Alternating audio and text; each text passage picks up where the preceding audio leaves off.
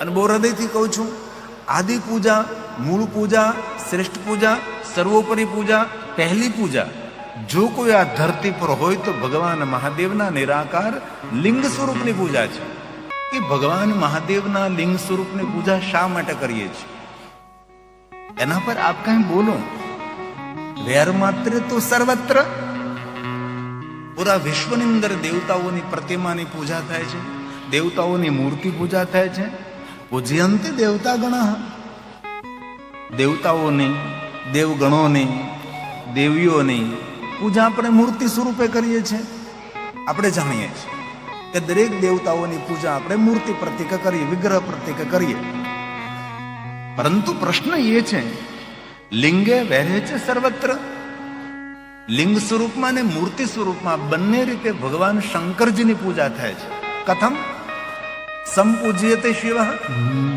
શા માટે?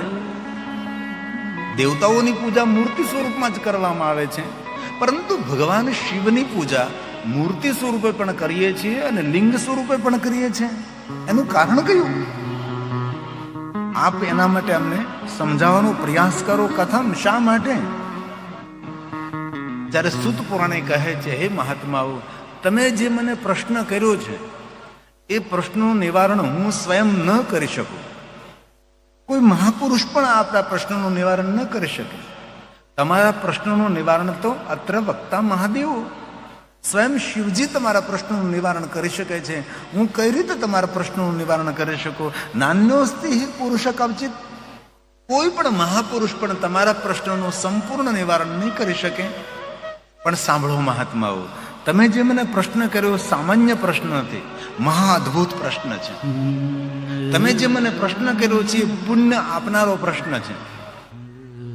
અને હે મહાત્માઓ, તમે જે મને પ્રશ્ન કર્યો છે એ અહોભાવ પ્રગટ કરનારો પ્રશ્ન છે. આવું સૂત પુરાણજી પ્રયાગ તીર્થમાં મહાત્માઓને કહે છે, ઋષિ મુનિઓને કહે છે. સાંભળો મહાત્માઓ. અહો મુનીશ્વરા પુણ્ય પ્રશ્ન મેતન મહાદ્ભુતમ અત્ર વક્તા મહાદેવો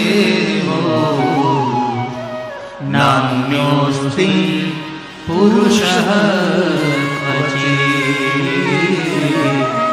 નાન્યોસ્તિ પુરુષઃ ક્વચિત. કોઈ પણ મહાપુરુષ તમારા સૌના પ્રશ્નોનું નિવારણ ન કરી શકે, પરંતુ મારા સદગુરુ ભગવાન મહર્ષિ વેદવ્યાસજીએ જે મને કહ્યું છે અને જે મને યાદ રહ્યું છે એ મારી બુદ્ધિ અનુસાર આપ સૌને હું સમજાવવાનો પ્રયાસ કરીશ.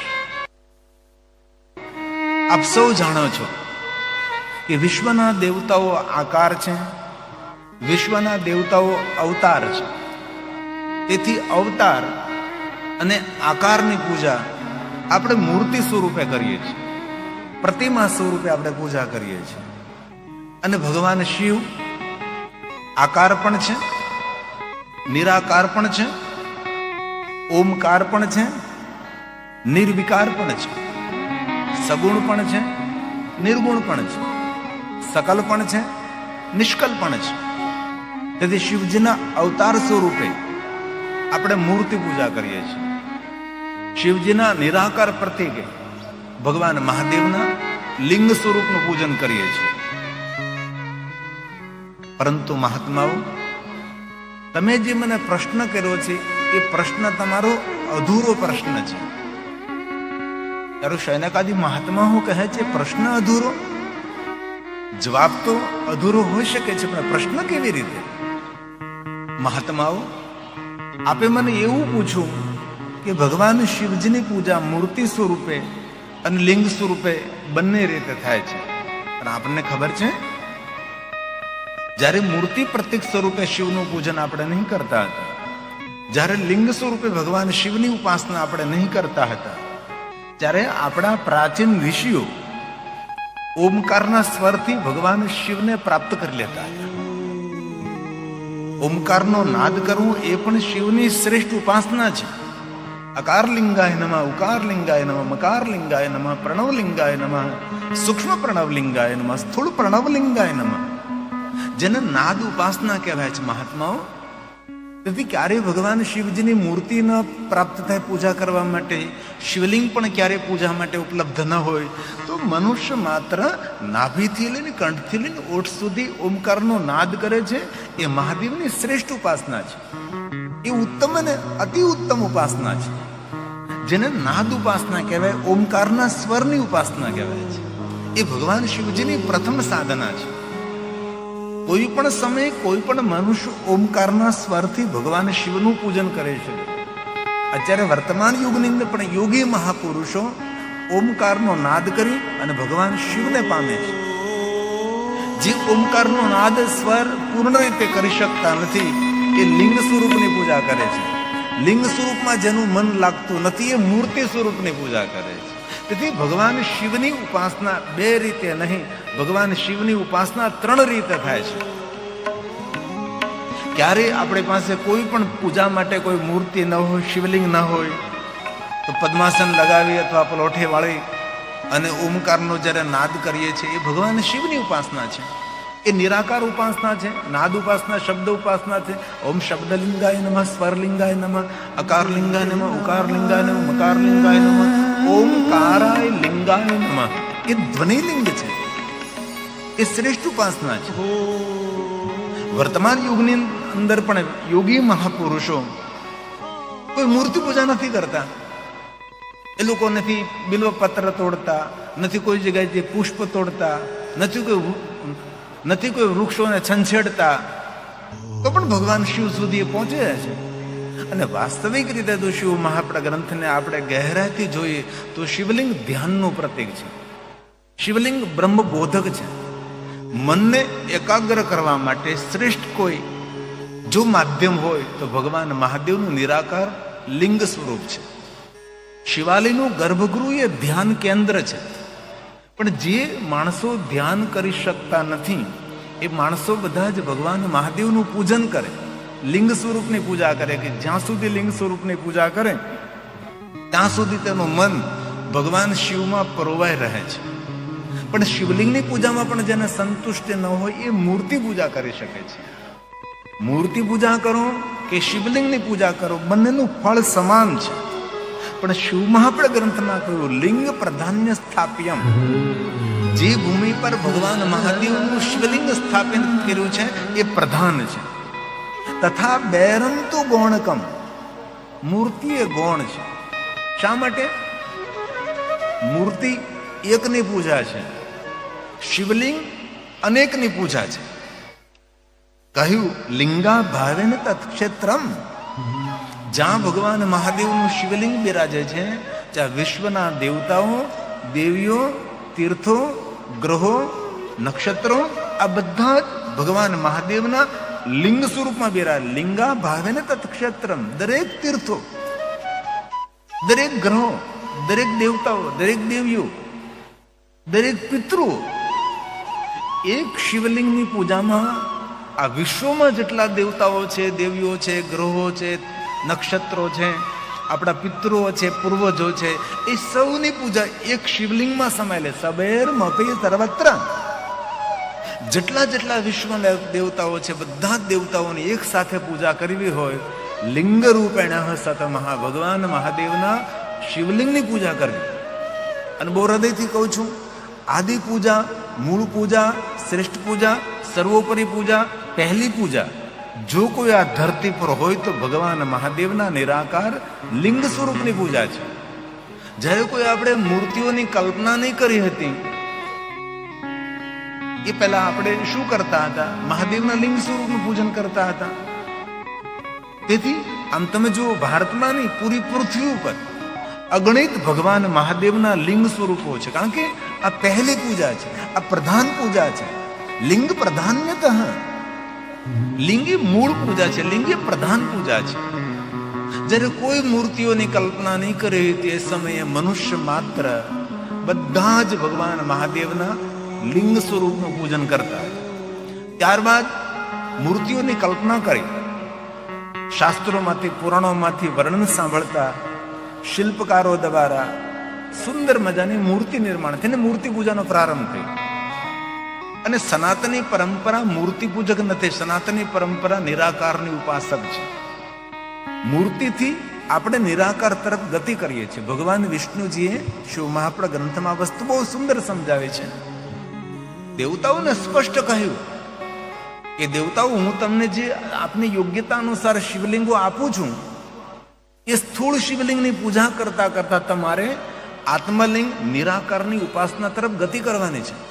આ બધી જ વસ્તુ ભગવાન વિષ્ણુજીએ વિશ્વના દેવતાઓને સમજાવી છે.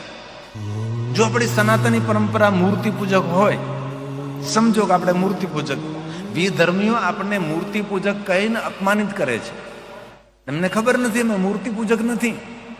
જો મેં મૂર્તિ પૂજક હોય તો જયપુરમાં જઈને દુકાનોમાં કેટલી બધી મૂર્તિઓ પડી છે, એની પૂજા નથી કરતા. પણ મૂર્તિમાં અમે અમારા ભગવાનના પ્રાણ પૂરીએ છીએ, ત્યારે એ મૂર્તિની પૂજા કરીએ છીએ. અમારે ઈશ્વરની પૂજા કરીએ છીએ, અમારા પ્રભુની પૂજા કરીએ. તેથી આપણે પ્રાણ પ્રતિષ્ઠા કહીએ છીએ. આપણા પ્રાણ તેની અંદર પૂરીએ છીએ આપણે, ત્યારે એ ભગવાનની પૂજા કરીએ છીએ. અમે મૂર્તિ નથી, એ ભગવાન છે અમારા. અને સમજો કે હિન્દુ પ્રજા મૂર્તિ પૂજક હોય તો પૂરા ભારતમાં બધાની મૂર્તિઓ એક સરખી હોવી જોઈએ, પણ નથી. ઉત્તર ભારતમાં જાઓ તો મૂર્તિના રૂપ, રંગ, પહેરવેશ, ગણવેશ અલગ છે. મધ્ય ભારતમાં આવો તો પણ મૂર્તિના રૂપ, રંગ, પહેરવેશ અલગ છે. ઓડિશા બાજુ આપણે જઈએ તો મૂર્તિના રૂપ, રંગ, પહેરવેશ બધું અલગ છે. દક્ષિણ ભારતમાં જઈએ તો દક્ષિણ ભારતમાં મૂર્તિના રૂપ, રંગ, પહેરવેશ, ગણવેશ, નૈવેદ્ય, પરંપરા સબ બધું જુદું છે. કારણ કે મૂર્તિ આપણી મૂળ પૂજા નથી. મૂર્તિ એ માનવ જાતની કલ્પના છે.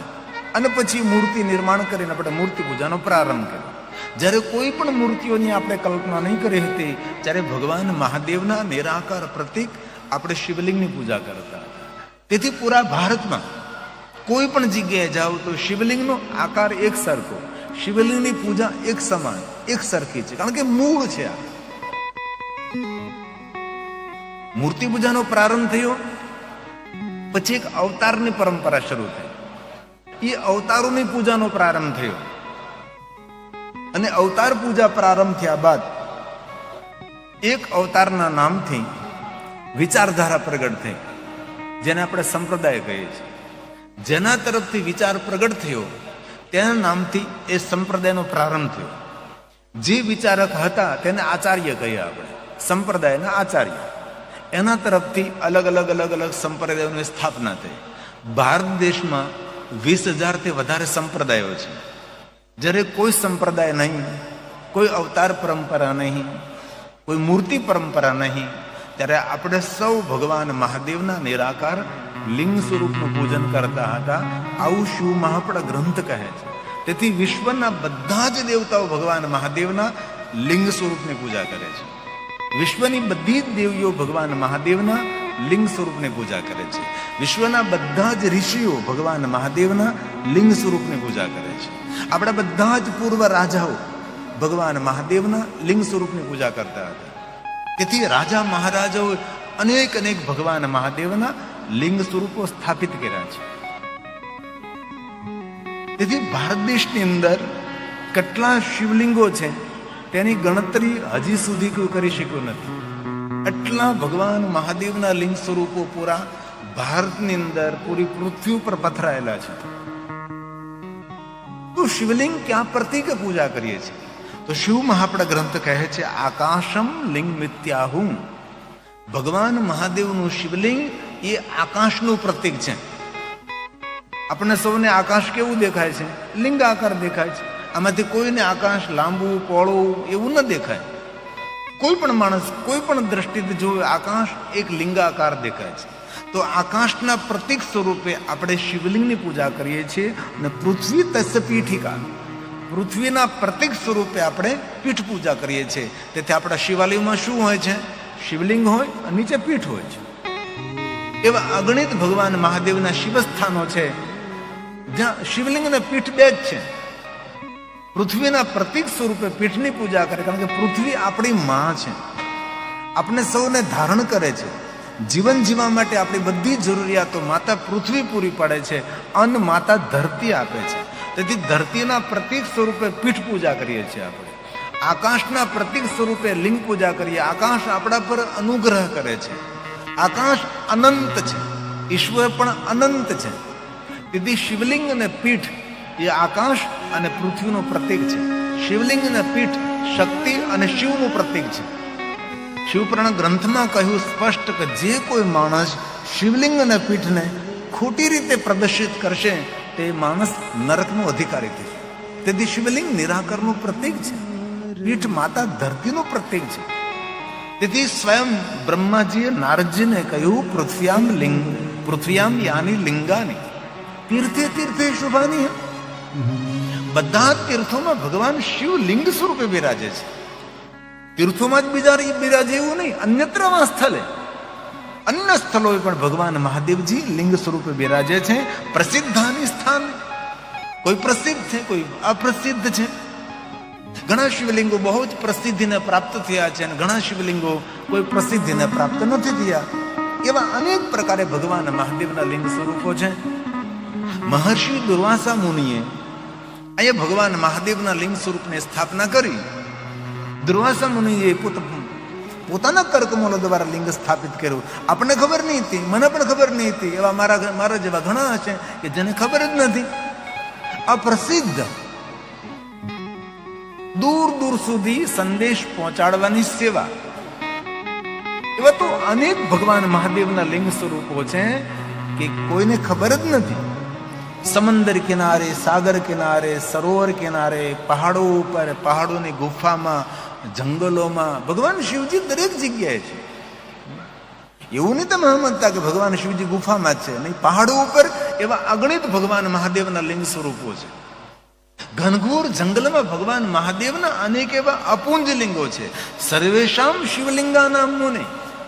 બ્રહ્માજીએ નારદજીને કહ્યું છે કે નારદજી, સર્વ જગ્યાએ ભગવાન મહાદેવના લિંગ સ્વરૂપની પૂજા જ પ્રધાન છે. સંખ્યા ન વિદ્યતે. સર્વલિંગામય ભૂમિ, સર્વલિંગામય જગત. પૂરું જગત અને પૂરી ભૂમિ ભગવાન મહાદેવના લિંગ સ્વરૂપોથી વિભૂષિત થયેલી છે. આ છે ભગવાન મહાદેવના લિંગ સ્વરૂપનો મહિમા.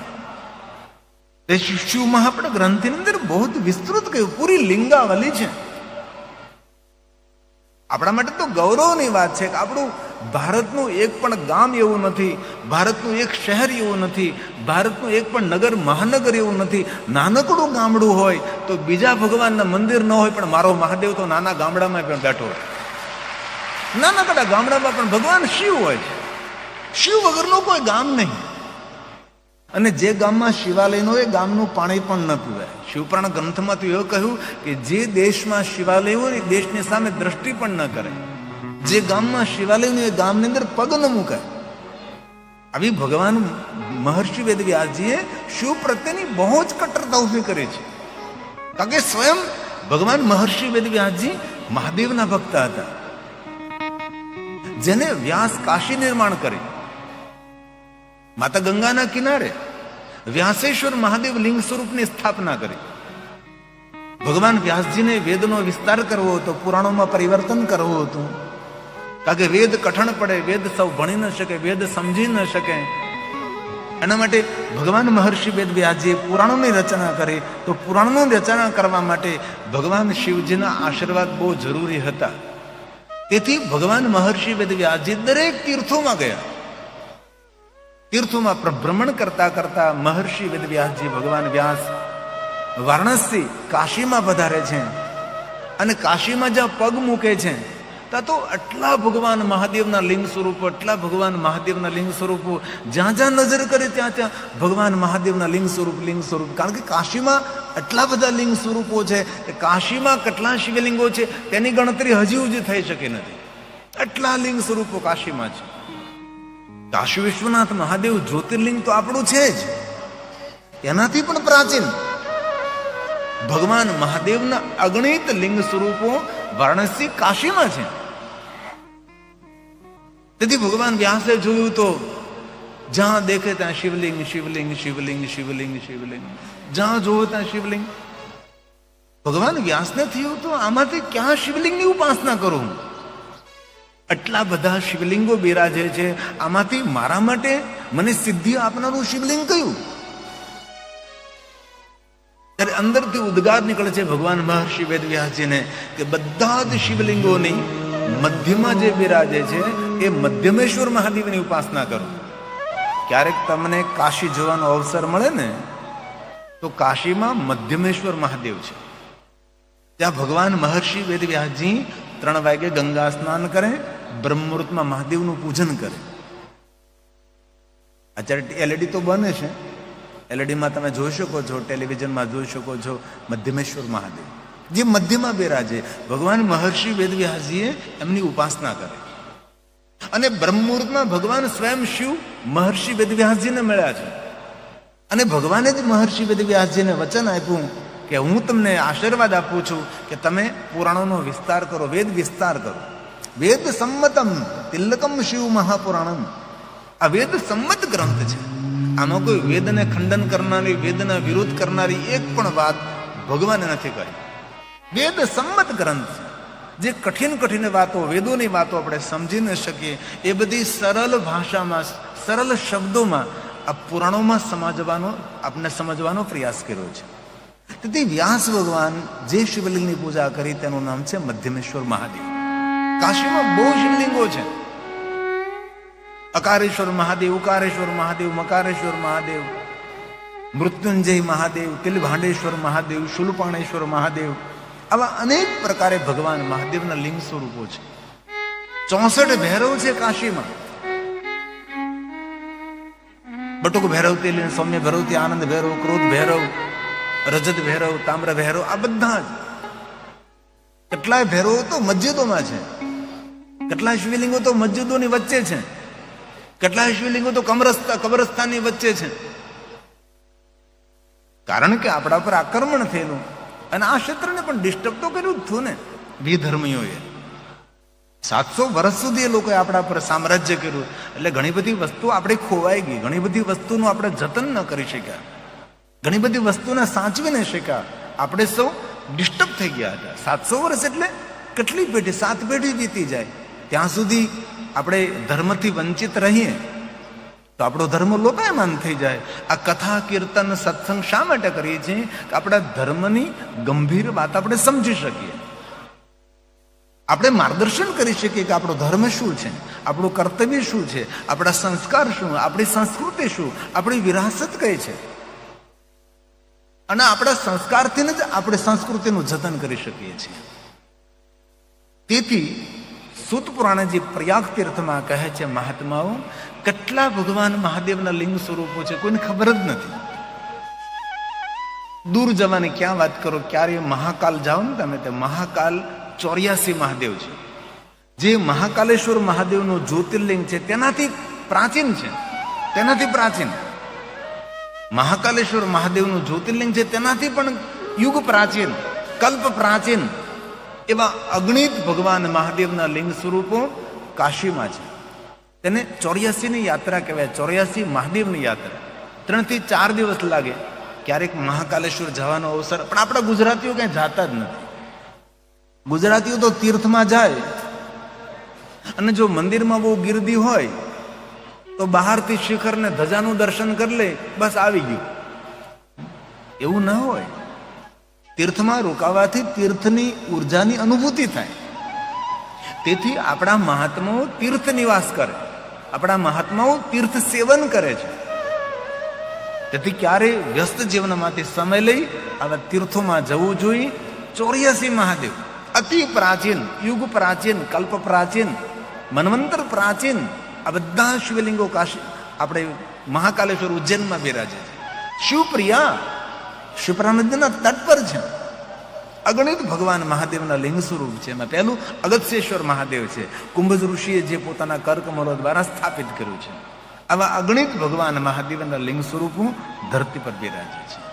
અને બ્રહ્મા નારદને કહે છે કે નારદજી, જેટલા શિવલિંગો ધરતી પર છે આટલા શિવલિંગો પાતાળમાં પણ છે. આમ તમે જોતો કેટલી સરસ વાતો કરી છે. જેટલા શિવલિંગો પૃથ્વી પર બે પૃથ્વી પરના શિવલિંગો ગણી ન શકાય તો પાતાળના શિવલિંગો તો કેમ ગણી શકીએ આપણે? જેટલા પૃથ્વી પર ભગવાન મહાદેવના લિંગ સ્વરૂપો છે એટલા જ પાતાળમાં છે. જેટલા પાતાળમાં અને પૃથ્વી પર શિવલિંગ સ્વરૂપો છે એટલા સ્વર્ગમાં પણ છે.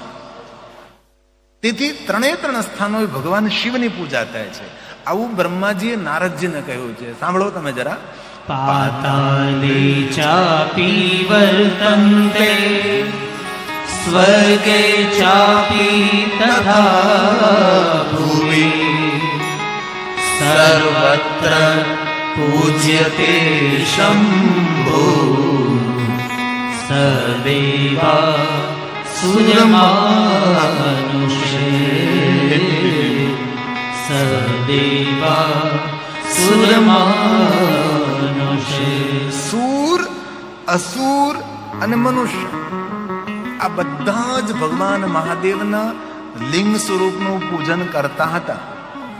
સાંભળો, મહાદેવના લિંગ સ્વરૂપની પૂજા એક ભુવનમાં નહીં, ત્રણ ભુવનમાં ભગવાન મહાદેવના લિંગ સ્વરૂપની પૂજા. ત્રણ ભુવનમાં. હું તો મધ્યસ્થી છું.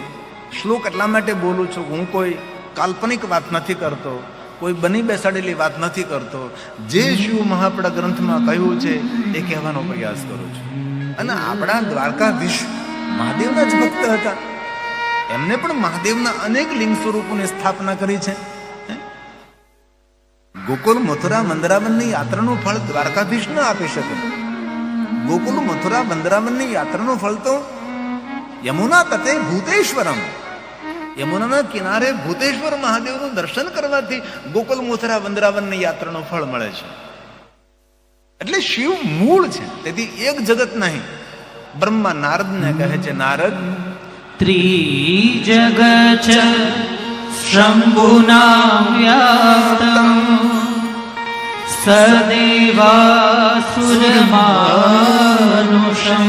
સૂર, અસુર અને મનુષ્ય જેને જેને જ્યાં જ્યાં ભગવાન મહાદેવની સાધના કરી, મહાદેવની ઉપાસના કરી, ત્યાં મહાદેવ પ્રગટ થયા. અને જ્યાં મહાદેવજી પ્રગટ થયા ત્યાં ભગવાન લિંગ સ્વરૂપે ભગવાન ત્યાં રહ્યા છે. શા માટે લિંગ સ્વરૂપે રહ્યા છે? તો કહ્યું અનુગ્રહાય લોકાનાં, જગત પર અનુગ્રહ કરવા માટે, જગતનું હિત કરવા માટે, પોતાના ભક્તોનું કલ્યાણ કરવા માટે, પોતાના ભક્તોને સુખી રાખવા માટે, અનુગ્રહ કરવા માટે ભગવાન મહાદેવ એ સ્થાન પર લિંગ રૂપેણ સતમાં, લિંગ રૂપેણ સતમાં. આકાશે તારકલિંગમ, પાતાલે હાડકેશ્વરમ, મૃત્યુલોકે મહાકાલેશ્વરમ, ત્રિલિંગ સર્વલિંગ નમસ્તુતે. તેથી આપણા સૌની કોઈ મૂળ પૂજા હોય તો ભગવાન મહાદેવના નિરાકાર લિંગ સ્વરૂપની પૂજા છે. મૂળ છે આપણું મૂળ. આપણે કોઈ વૃક્ષને જીવંત રાખવું હોય તો મૂળનું જતન કરવું પડે. તેના મૂળિયા સાચવી લો એટલે વૃક્ષ સચવાય જાય. શાખા પુષ્યંતે વૃક્ષસ્ય, વૃક્ષોની શાખાને બધાને જીવ, શાખા એટલે ડાળે, વૃક્ષોના પાંદડાને ડાળીને જો આપણે જીવતા રાખવો હોય તો વૃક્ષના મૂળમાં જલ સિંચન કરવું પડે. એ જ રીતે આપણે આપણા સંસારરૂપી વૃક્ષને આનંદિત, પ્રફુલ્લિત, આહલાદિત અને સુખી રાખવું હોય તો આપણું મૂળ ભગવાન શિવ છે. શિવની ઉપાસના કરવાથી આપણો પૂરો સંસાર, પૂરો પરિવાર સૌ હંમેશા આનંદિત અને ઉત્સાહિત રહે છે. બ્રહ્માએ નારદને કહ્યું કે નારદ, જે રીતે વૃક્ષને પુલકિત, વૃક્ષને જીવંત રાખવા માટે વૃક્ષના મૂળમાં પાણી અર્પણ કરવું પડે છે, તેમ દરેક મનુષ્ય પોતાના પરિવારના વૃક્ષને સુરક્ષિત રાખવા માટે શિવ આપણું મૂળ છે. તદબદસ્ય, તે જ રીતે ભગવાન શિવની પૂજા કરવી જોઈએ. આ શ્લોક બ્રહ્મા બોલ્યા છે, સ્વયં બ્રહ્માજી નારદને કહે છે. શાખા પુષ્યંતિ વૃક્ષસ્ય વૃક્ષમૂલસ્ય સેચના.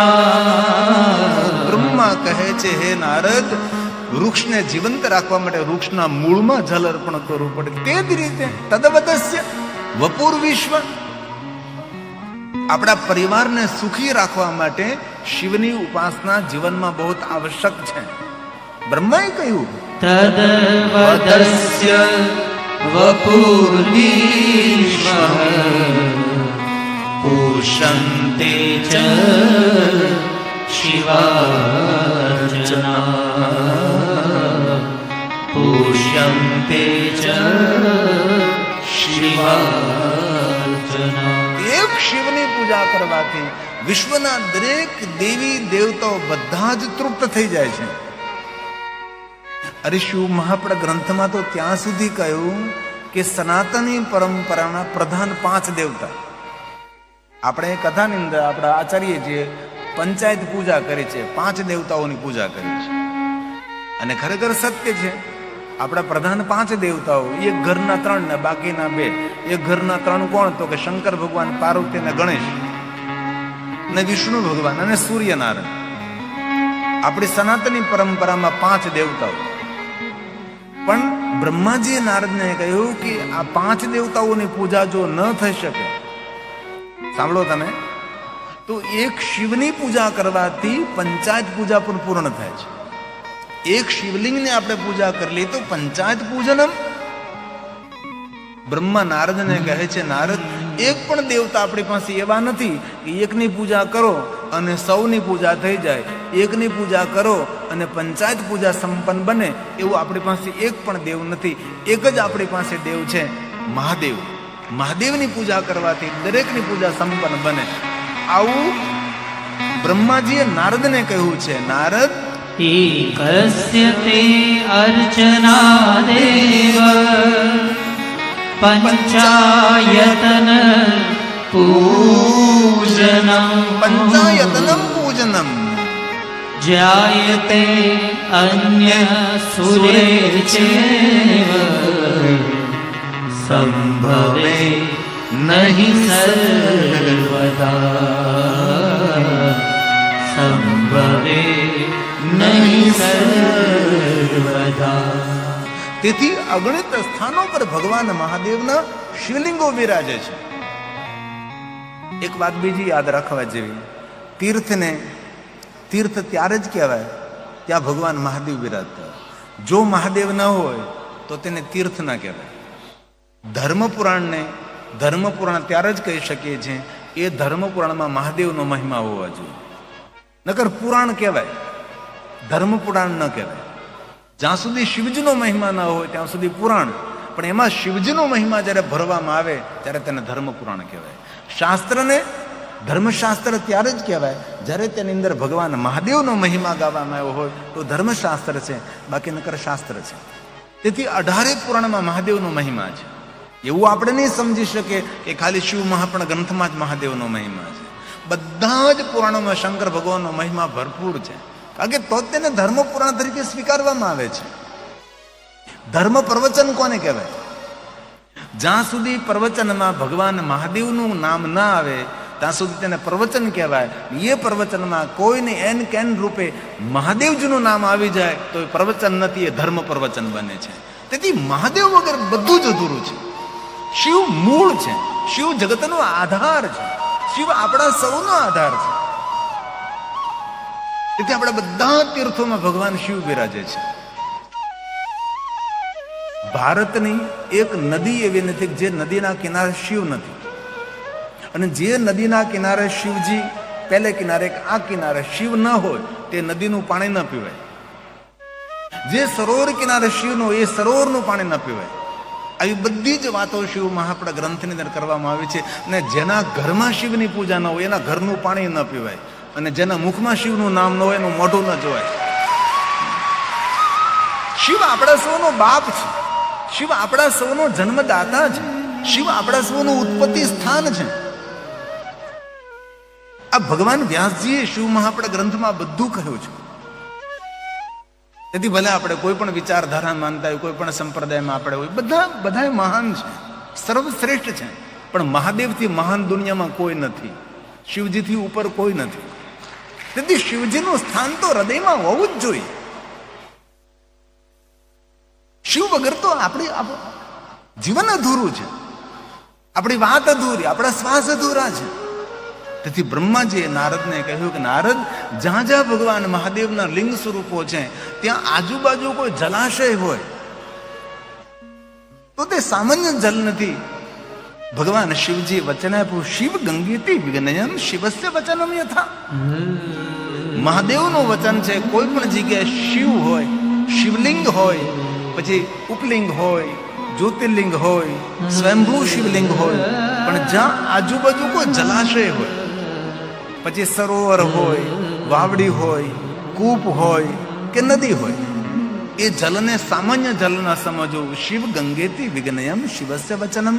ભગવાન શિવજીએ વચન આપ્યું છે, તેથી એ સામાન્ય જલ નથી, એ ગંગા જલ છે. આવું બ્રહ્માજીએ નારદજીને કહ્યું છે. ક્યારે ગંગાજલ ન મળે તો ભગવાન મહાદેવનું જ્યાં શિવલિંગ હોય, આજુબાજુ કોઈ જલાશય હોય, એ જલને ગંગાજલની માન્યતા આપી શિવ મહાપડ ગ્રંથમાં. જો આપણે આપણી રીતે સુરક્ષિત રહેવું હોય તો પ્રાતઃ વિધિ કરમ જ્ઞેયમ. પ્રાતકાલે મહાદેવને યાદ કરવા જ જોઈએ.